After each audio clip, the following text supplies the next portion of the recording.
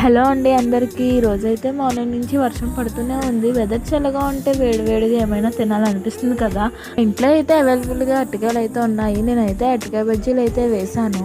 అరటికాయని peel తీసుకొని బాగా సన్నంగా కట్ చేసుకొని ఉప్పు, కారం, గరం మసాలా వేసి బాగా కలుపుకోండి. ఒక బౌల్లో శనగపిండి, కారము, ఉప్పు, వాము వేసి బాగా కలుపుకోండి. స్టవ్ ఆన్ చేసి ప్యాన్ పెట్టి ఆయిల్ వేసి ఆయిల్ హీట్ అయ్యాక ముందుగా కట్ చేసుకున్న అరటికాయ ముక్కలు, ముందుగా కలుపుకున్న శనగపిండిలో వేసి బాగా డీప్గా మరిగిన ఆయిల్లో వేసి ఫ్రై చేయించుకోండి.